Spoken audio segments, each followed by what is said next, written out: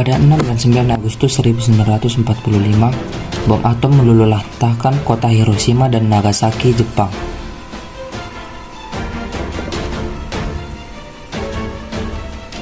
Kehancuran dua kota ini mengakibatkan kelumpuhan kondisi politik dan ekonomi Jepang.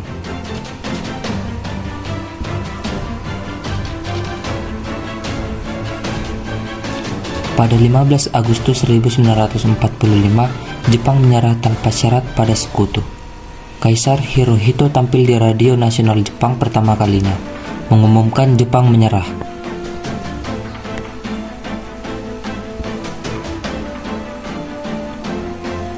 Berita kekalahan Jepang dari sekutu tidak seketika tersiar ke berbagai negara. Namun, berita ini diketahui oleh Sultan Syair yang saat itu melakukan gerakan bawah tanah untuk mempersiapkan kemerdekaan tanpa bekerja sama dengan Jepang.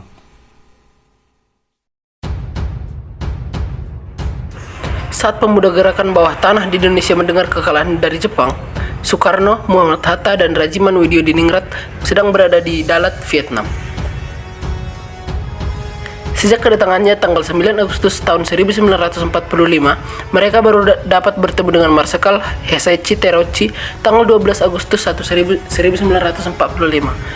Terauchi adalah pemimpin militer tertinggi Jepang untuk kawasan Asia Tenggara dan sekaligus anak sulung Perdana Menteri Jepang Terauchi Masatake. Ia berpesan bahwa Indonesia harus segera bersiap-siap merdeka, dan itu menjadi tugas Soekarno, Hatta, Rajiman, serta para anggota panitia persiapan kemerdekaan Indonesia untuk mempersiapkannya.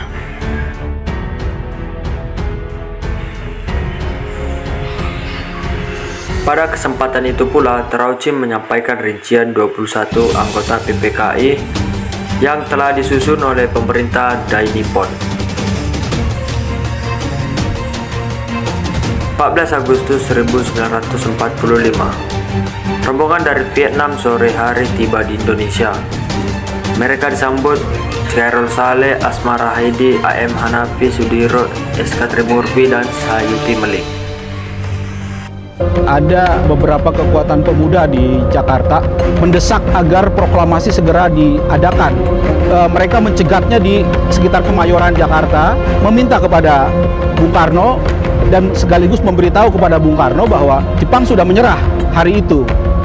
Dan saya yakin Bung tidak diberitahu oleh Jenderal Terauchi, kata Khairul Saleh pada saat itu seperti itu. Tetapi pada saat itu Bung Karno mungkin karena situasi pada saat itu mungkin ada orang-orang Jepang juga di situ, tidak begitu mengindahkan saran dari para pemuda itu. Dia hanya mengatakan bahwa pembicaraan seperti ini tidak bisa dilakukan di sini. Kita harus membicarakan di tempat lain. Lalu pergi Bung Hatta dan Bung Karno. 15 Agustus 1945. Saat Sultan Syahrir bertemu dengan Soekarno dan Hatta, ia membicarakan soal detik-detik kemerdekaan. Namun Soekarno dan Hatta masih satu suara bahwa ada prosedur untuk kemerdekaan. Malam harinya, para pemuda dari kelompok Menteng 31 antara lain Khairul Saleh, Johar Noer, Abu Bakar Lubis, Armansyah, dan Subadjo Sastro Satomo berkumpul di belakang Eichmann Institute. Kali ini Wikana turut serta bersama Aidit. Mereka kembali membahas rencana proklamasi kemerdekaan. Muncul keinginan untuk membuat Soekarno dan Hatta itu clear dari pengaruh Jepang. Karena para pemuda itu percaya bahwa ketika Soekarno dan Hatta bicara seolah-olah ketakutan dan menolak saran mereka untuk segera mungkin memerdekakan Indonesia dan melakukan proklamasi, Para pemuda mengira bahwa itu merupakan bagian dari ketakutannya Soekarno-Hatta karena masih ada di lingkungan orang-orang Jepang pada saat itu dan di bawah pengaruh Jenderal Terauchi gitu.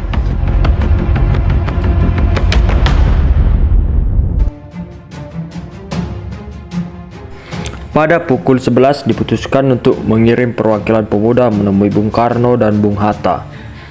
Wikana dipilih menjadi ketua utusan sekaligus juru bicara untuk bertemu Soekarno di Jalan Pegangsaan Timur nomor 56.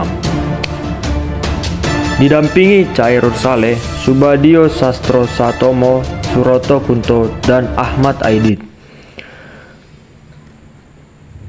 Setelah menjelaskan maksud kedatangannya, Wikana mulai melobi Bung Karno untuk segera memerdekakan Indonesia. Mereka berdebat keras, bahkan Soekarno sempat marah kepada Wikana. Apakah boleh dikatakan bahwa tujuan pemuda-pemuda, kelompok pemuda ini memaksakan kehendaknya kepada Soekarno-Hatta boleh dikatakan gagal karena langkah pemaksaannya untuk segera agar supaya Soekarno secara personally memproklamasikan kemerdekaan, ternyata Soekarno-Hatta tidak menyerah pada paksaan, pada tekanan pemuda kan. Soekarno tetap bertahan. Tapi bagi Soekarno juga sebenarnya Soekarno-Hatta kalau membaca buku ini sepakat terhadap mempercepat proklamasi itu. Menjelang sahur pukul 1.30 dini hari, lobi Wikana pun gagal. Akhirnya para pemuda undur diri dan melanjutkan rapat ke asrama Baper di Jalan Cikini nomor 71.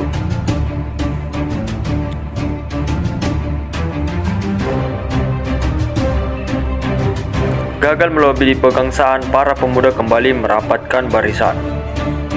Mereka memutuskan kemerdekaan harus dinyatakan sendiri oleh rakyat. Jangan menunggu kemerdekaan dari Jepang.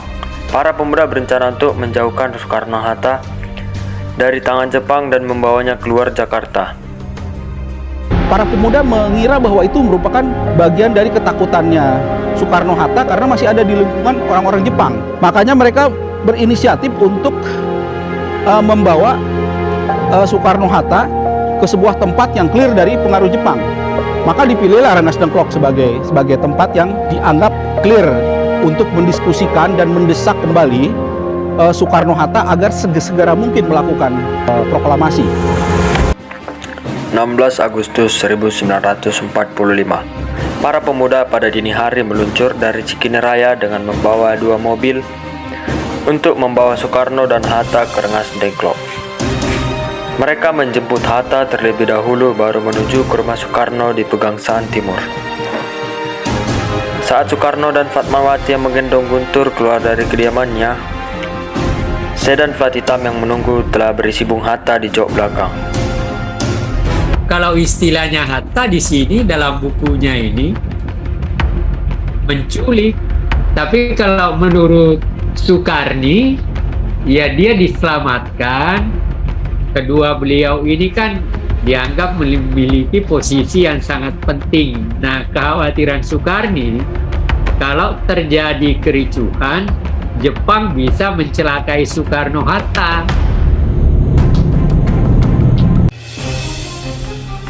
Jalanan masih gelap gulita.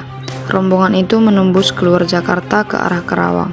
Tiba-tiba dalam perjalanan, mereka bertukar mobil karena mobil yang disupiri Winata harus kembali ke Pangsaan mengambil susu Guntur yang tertinggal.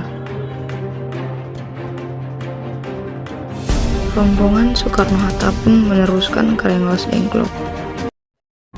Kenapa Bung Karno dibawa ke Rengas Dengklok? Itu relatif dekat dengan Jakarta karena kalau misalnya ada apa-apa mereka bisa bergerak cepat gitu.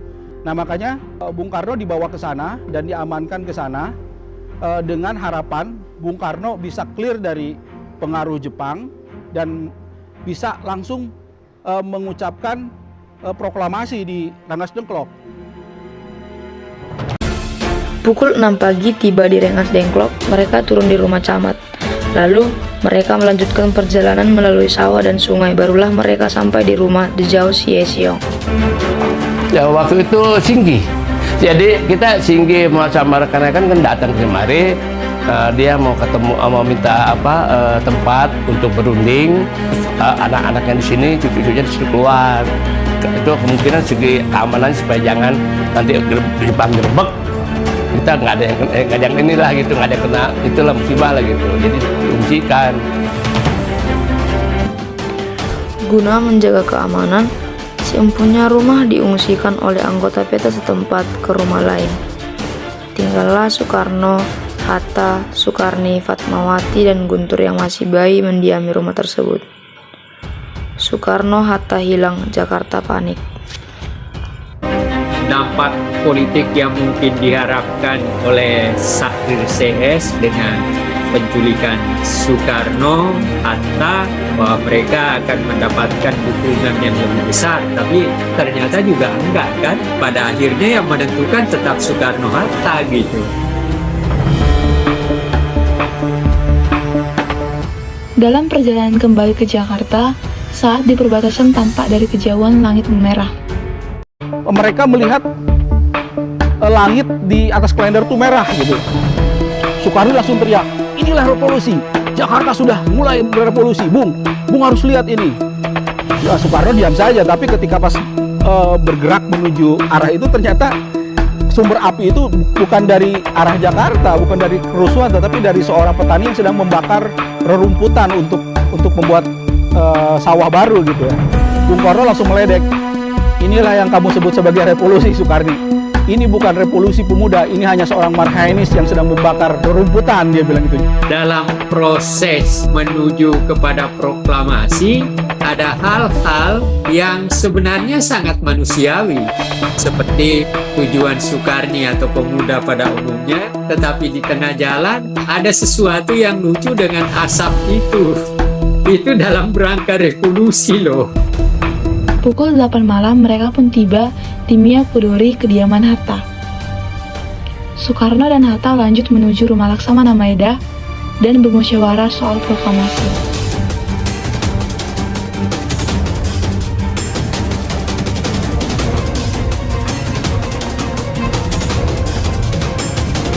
Setuju karena aku tahu tujuannya itu baik, tapi tidak setuju mungkin karena cara yang dilakukannya tidak harus dengan cara penculikan.